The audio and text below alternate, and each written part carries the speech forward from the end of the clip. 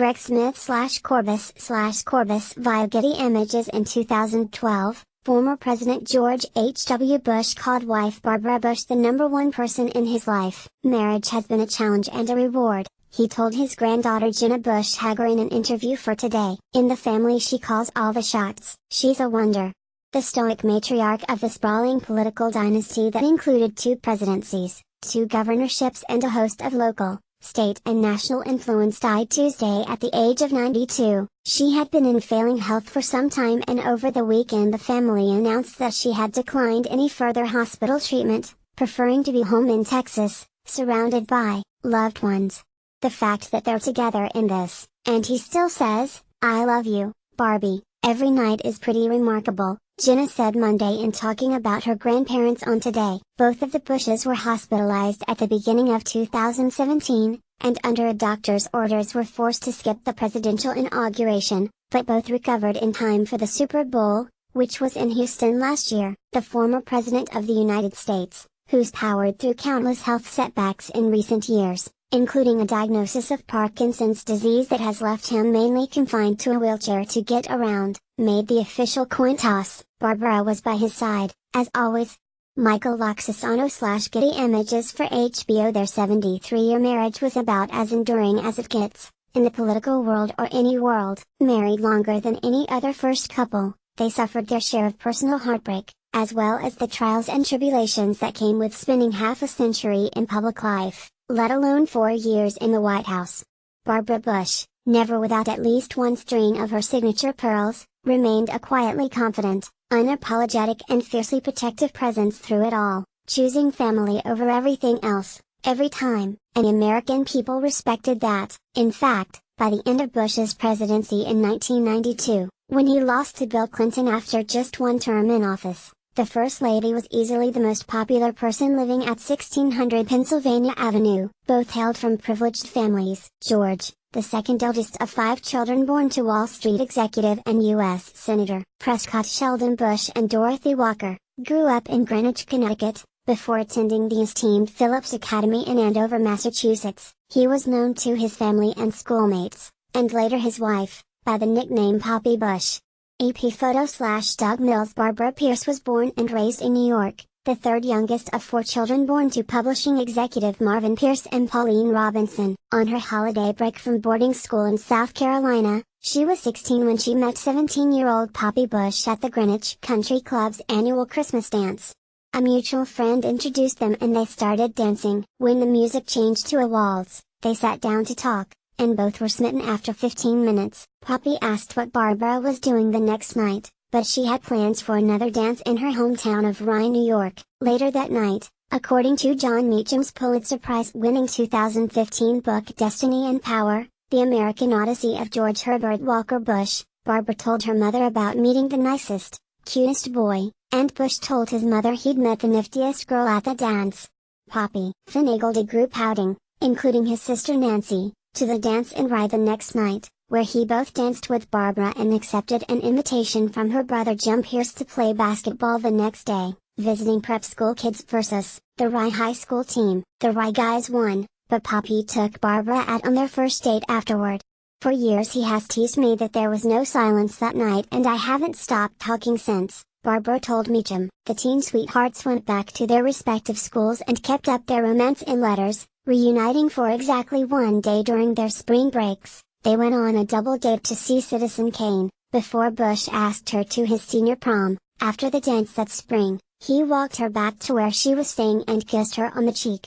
"I floated into my room and kept the poor girl I was rooming with awake all night while I made her listen to how Poppy Bush was the greatest living human on the face of the earth," Barbara recalled. Poppy wrote to his mother that he and Barbara had many things in common and, better yet, shared so many of the same values, including the decision to not have sex before marriage. Bush, meanwhile, had dated other girls and had his crushes over the years, and he certainly noticed women's looks, but to him Barbara was his first real girlfriend. The couple had met, meanwhile, just weeks after Pearl Harbor was bombed, presaging the United States' entry into World War II. After he graduated from Andover and turned 18 on June 12, 1942, Poppy Bush joined the Navy. Before he left for basic training, he gave Barbara a watch, and they shared their first real kiss. She got to visit him once during training at Chapel Hill, North Carolina, and when she left Bush fretted that she'd call it all off while he was at war. For Christmas,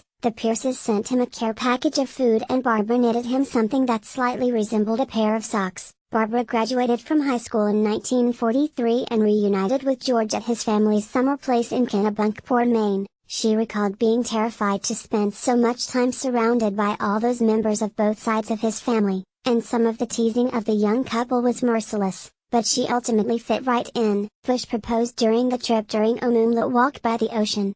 Barbara enrolled that fall at Smith University in Northampton, Massachusetts. Their engagement was publicly announced in the newspaper on December 12, 1943, almost 2 years after their first meeting at the Christmas dance, and days later Bush was due to ship out. When Barbara came to see him off, he gave her a sapphire ring that had belonged to his mother's sister Nancy Walker. George, who became a decorated pilot and survived being shot down over the Pacific in 1944, ended up naming 3 of his bombers after his sweetheart back home, the Barbara, Barbara II and Barbara III. The couple reunited on Christmas Eve, 1944, at the Pierce family's home in Rye. 6, 1945, George Bush married Barbara Pierce at First Presbyterian Church in Rye. The ceremony followed by a big reception, a party of women, Barbara reflected, considering so many men were still at war. At the Appomattox Club, the bride wore an ivory satin gown embroidered with pearls and the lace veil previously worn by her mother-in-law when she married in 1921. After the party, the newlyweds caught a showing of Meet Me in St. Louis in New York City and then hopped a train to Cloisters at Sea Island, Georgia, for a low-key honeymoon. From there, George dashed off a telegram to his sister, "Married life exceeds all expectations. Barbara is a fine wife." Soon after they moved to Michigan, where Bush was training with a new squadron for his next deployment, which, scheduled to begin in September 1945, he never had to make. "We were still young, life lay ahead of us and the world was at peace," Bush remembered himself thinking at the time. Francis McLaughlin Gill/Condé Nast via Getty Images. George enrolled at Yale in the fall of 1945. Barbara dropped out of Smith and the couple moved to New Haven, Connecticut. By that winter she was pregnant with the future 43rd President of the United States. George Walker Bush was born on July 6, 1946. The elder Bush was more enamored with baseball than academics, playing in the College World Series in 1947 and 1948, but he was unsure of what to do next after graduation. The Bushes considered farming in the Midwest. George interviewed with Procter & Gamble for a job he didn't get and turned down an advertising position he was offered with a fabric company. Then, a friend of George's father encouraged him to go into the oil business in Texas. And so the family of 3 ended up in Odessa, Texas. Early on they lived in half of a duplex, sharing a bathroom with a mother-daughter pair of prostitutes renting the room next door. Barbara suffered a miscarriage that summer but had little Georgie to lift her spirits. While George Sr. worked all day, she busied herself with their son and spent her spare time reading, having always been an avid reader. On weekends the couple had dinner or went to local football games with friends, or went to the movies. By their first Christmas in Texas, at least, they had an apartment with their own bathroom. Barbara was pregnant again in September 1949 when her mother, Pauline, was killed in a car accident in Rye. The Bushes ended up naming their daughter, born December 20, Pauline Robinson Bush, or Robin for short. Bush was on his way up in the oil industry and they moved into a new 1,500 square foot house. Their third child, son Jeb Bush, was born on February 11, 1953. But soon after, tragedy struck when Robin was diagnosed with leukemia. Within 24 hours, her parents took her to New York and checked her into Memorial Sloan Kettering for treatment. Robin had good days and bad. Barbara warned visitors not to cry in front of the 3-year-old, to remain upbeat in her presence. She also never really told 6-year-old George W. how sick his sister was, not wanting to worry him. Robin died on October 11, 1953, and, while they had a funeral for her in Greenwich, the Bushes donated her body to science in hopes that further research would help prevent other families from suffering. Losing their daughter changed their us forever but also cemented George and Barbara together. For one who allowed no tears before her death, "I fell apart," Barbara told Meacham, and time after time during the next 6 months, George would put me together, again. In an era when grief was dealt with behind closed doors and no one really talked about how to process loss and depression, and in turn no one knew what to say to the Bushes, Barbara recalled George being an extraordinary partner. He would get her talking when she felt like silently collapsing into her grief, and she didn't even realize at the time that he was slowly pulling her out of the abyss. For his part, Bush said that Robin's death taught me that life is unpredictable and fragile, and the importance of close family and friends. While his meaning of life questions went unanswered, he said that there wasn't anything they ultimately could do besides keep going, charging ahead. He would keep a photo of Robin in his desk in the Oval Office throughout his presidency. White House via CNP/Media Punch. IPX son Neil Mallon Bush was born in 1955, Marvin Pierce Bush arrived in 1956, and their youngest, daughter Dorothy Walker Bush, followed in 1959. The rest of George H.W. Bush's career is literal history, as he got involved in local, then state, then national politics. He joined Ronald Reagan's presidential ticket in 1979 and served as vice president from 1981 until 1989, when he became the 41st president of the United States. Barbara, who would cook spaghetti dinners at receptions for potential voters in Texas when her husband ran for senator and sit in the audience during his speeches with her needlepoint, became the First Lady. EP photo/Bob Dougherty. File I'm not a competitive person, Barbara once said, according to Vanity Fair, and I think women like me because they don't think I'm competitive, just nice. A champion for children's literacy and AIDS and cancer research, the First Lady was no thinking violet either, and while she relished her role in the White House as her husband's chief supporter, secure in her job as the real enforcer of the family, she encouraged young women, including her own granddaughters, to reach for the stars. AP photo/Scott Applewhite giving the commencement speech at Wellesley University in 1990, Barbara said, "Who knows?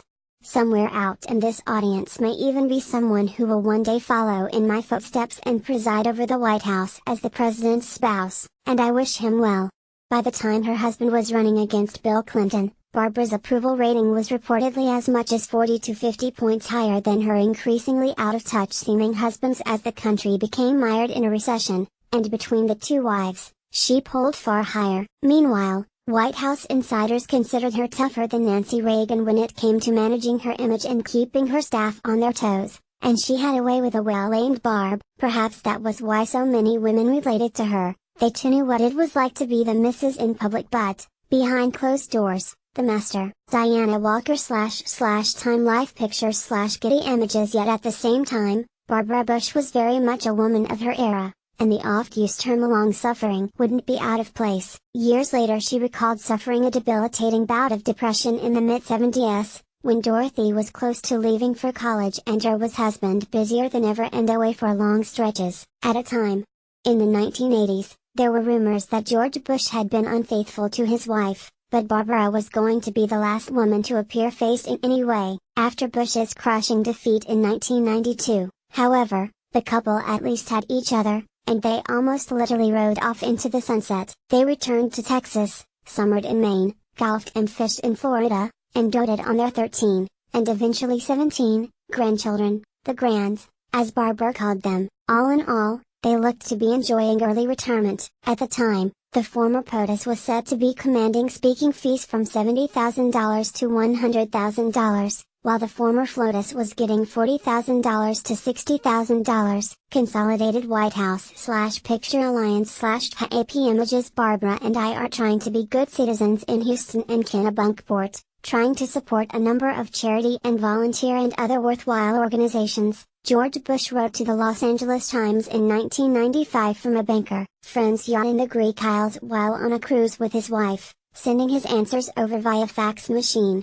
But after 27 years in government service to our country, I don't know how public that role needs to be. I had my turn and gave it my best shot, and now Barbara and I take great pride in seeing our kids giving their all to help make their communities better places too. About his now modest-seeming speaking fees, Bush joked to the Times, "When you get to be 71 years old, speaking is about the only thing you can do without serious risk of injury. Besides, Barbara gets tired of hearing me yell at the TV every night, so I'm fortunate some people out there are interested in what I have to say." Asked if any of his children had presidential ambitions, he replied, If one of them became president, Barbara and I would be very proud, like any two parents would be. Jamie Squire/Getty Images. There is a myth in the United States, you've heard it many times. Barbara, who unlike her husband penned several books about White House and post-White House life, wrote in her 2003 memoir Reflections. It says that all American mothers hope that their child will grow up to be President of the United States. In my case, that certainly is a myth. I never dreamed that any of ours would. There were days when I hoped they'd just grow up. The Bushes were only the second president and first lady in U.S. history to have one of their children also become president, and Barbara was the only first lady to see it happen. John Adams' wife, Abigail, having died 8 years before their son, John Quincy Adams, became the sixth POTUS. In 2012, the couple returned to the White House for the unveiling of President George W. Bush's official portrait. Even in recent months, George and Barbara would still make it out for date nights in Texas when possible, making it to the fifth game of the World Series to watch the eventual winning Houston Astros last fall. They usually celebrated wedding anniversaries quietly at home with family, and they marked their 73rd on January 6. Reflecting on his mother's death today, the younger President Bush called her a fabulous first lady and a woman unlike any other who brought levity, love and literacy to millions. To us, she was so much more, read a statement on behalf of him, wife Laura Bush and their twins, Jenna and Barbara, named after the family matriarch, of course. Mom kept us on our toes and kept us laughing until the end. I'm a lucky man that Barbara Bush was my mother. Asked by his granddaughter in 2012 who he'd like to see in heaven first when his time comes, the first President Bush said, "It depends. If Barbara predeceases me, I'll probably go with her."